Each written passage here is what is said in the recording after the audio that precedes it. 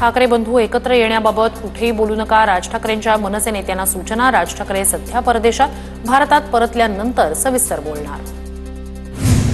उद्धव ठाकरेंनी एक पाऊल पुढे टाकायचं ठरवलंय, त्यामुळे पाऊल पुढे टाकताना आता भूतकाळात वळायचं नाही। संजय राऊतांचं वक्तव्य तर एकमेकांवर केलेली टीका आता विसरली पाहिजे। ठाकरे बंधूंच्या एकत्र येण्यावर राऊतांची प्रतिक्रिया। ठाकरे बंधू एकत्र आल्यानंतर शेतात जावं लागेल ही काहींची भावना। संजय राऊतांची नाव न घेता एकनाथ शिंदेंवर टीका। राज ठाकरे उद्धव ठाकरे यांच्या एकत्र येण्याच्या चर्चांवर मनसे नेत्यांची सावध भूमिका। राज ठाकरे सध्या परदेशात, तिथून आल्यानंतर सविस्तर बोलतील।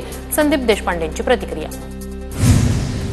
ठाकरे बंधू एकत्र येण्याबाबत नाशिकमध्ये बॅनरबाजी। राज ठाकरेंना मातोश्रीचं निमंत्रण द्या अशी बॅनरबाजी। ठाकरेंच्या शिवसेनेचे बाळा दराडे यांनी लावले बॅनर। पुण्यात शरद पवार आणि अजित पवारांमध्ये महत्वाची बैठक। साखर संकुलातील बैठक संपल्यानंतर पवारांच्या दालनात दुसरी बैठक पार पडली। राजकीय वर्तुळात चर्चांना उधाण।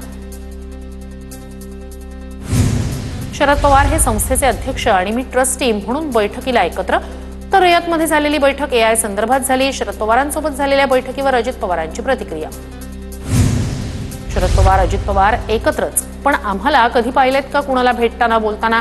आमचं प्रेम आणि कडवटपणा तितकाच टोकाचा असतो, त्यात भेसळ नसते। शरद पवार अजित पवार यांच्या भेटीवर राऊतांची प्रतिक्रिया। सगळ्या पक्षांनी आणि कुटुंबांनी महाराष्ट्र हितासाठी एकत्र येणं गरजेचं। शरद पवार आणि अजित पवारांच्या भेटीवर खासदार सुप्रिया सुळे यांची प्रतिक्रिया। मुंबईवर झालेल्या 26/11च्या हल्ल्यात काँग्रेस राष्ट्रवादीचा हात होता।